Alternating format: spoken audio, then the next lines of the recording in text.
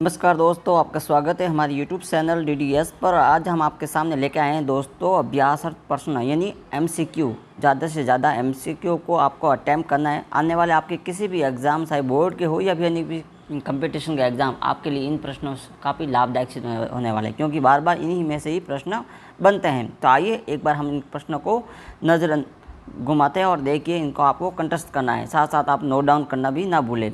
सबसे पहला प्रश्न दोस्तों इस प्रकार है, यदि ए भिन्न स्वर हो, आई भिन्न स्वर हो तो आई का क्या बन जाएगा? तो अय, आए, अव या आव, तो क्या बन जाएगा? आए। यद्यपि शब्द कौन सा है दोस्तों? यद्यपि कौन सा शब्द है इसमें? यद्यपि के अंदर प्रयुक्त संधि का नाम। तो दोस्तों यद्यपि में संधि कैसे बनती है?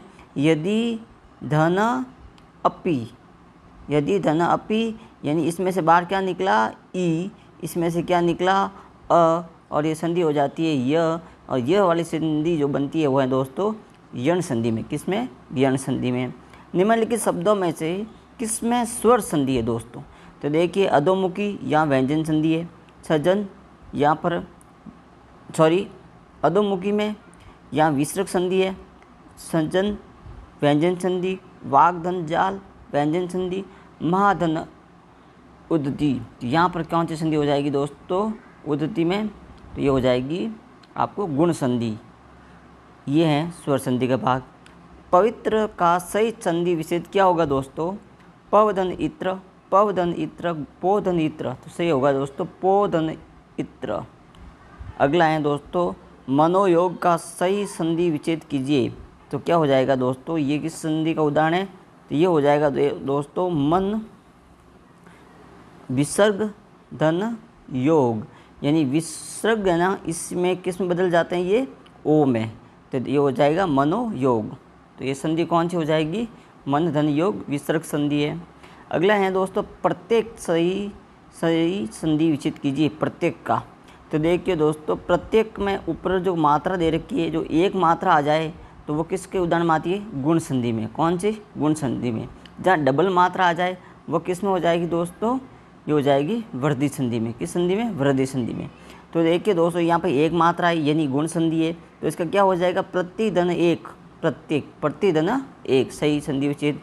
गिरीश का सही संधि विच्छेद क्या होगा दोस्तों? तो गिरीश का अगर संधि विच्छेद करेंगे तो गिरी, गिरी धन इस, इसमें ई आएगी बड़ी वाली।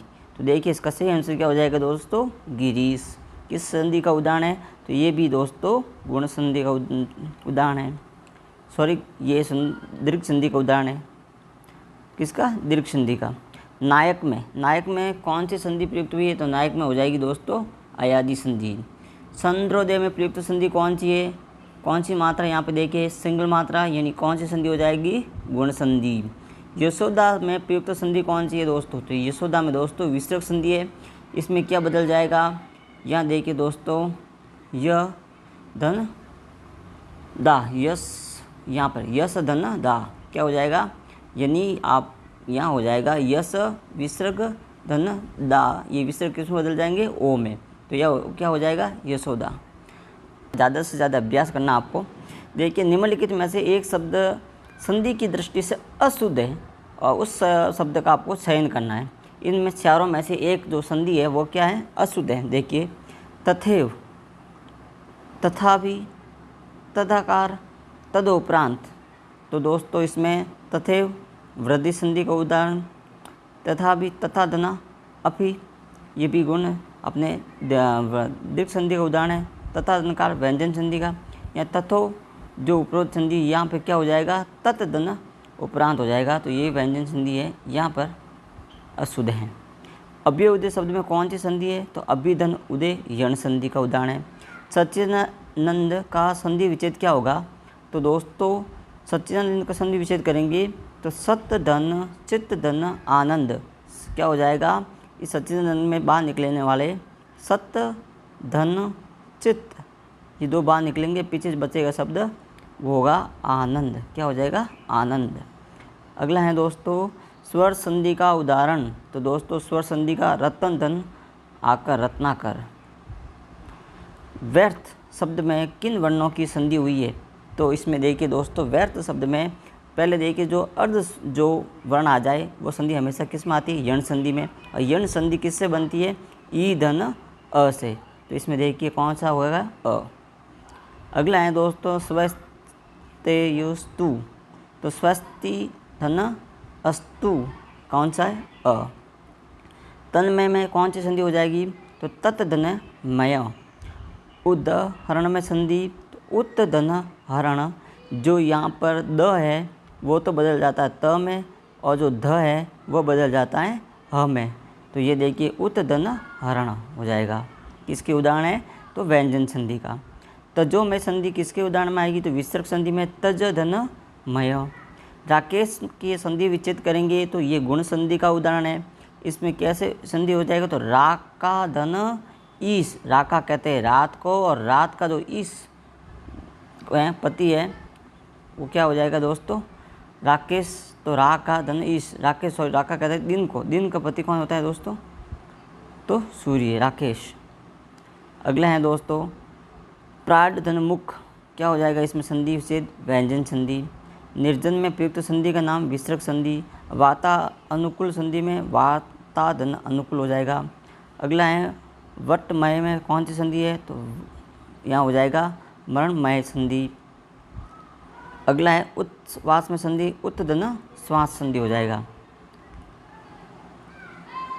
ये देखिए अगली प्रत्युत्तर का संधि विच्छेद, प्रति धन उत्तर।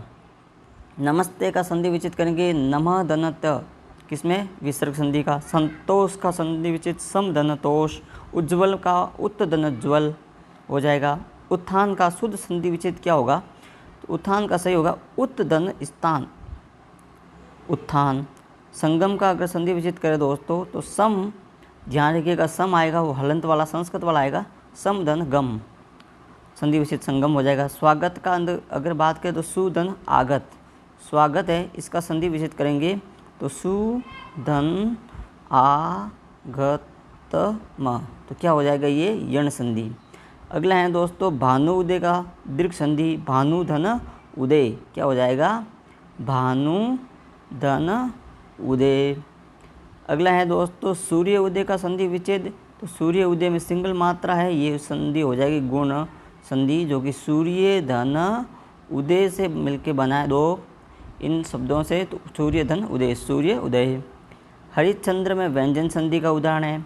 उच्चारण में उत धन चारण क्या हो जाएगा, उत धन चारण, जो कि किसका उदाहरण है, व्यंजन संधि का। उल्लेख में उत धन लेख। अत्याचार में अति धन आचार, संधि विच्छेद क्या हो जाएगा, अत्याचार, जो कि किसका उदाहरण है, यण संधि का। किसका, यण संधि स्वर का। दिगंबर का संधि विच्छेद दिक् धन अंबर। प्रोग ऐतिहासिक, तो प्राक धन ऐतिहासिक, प्रोगा गे ऐतिहासिक बनेगा।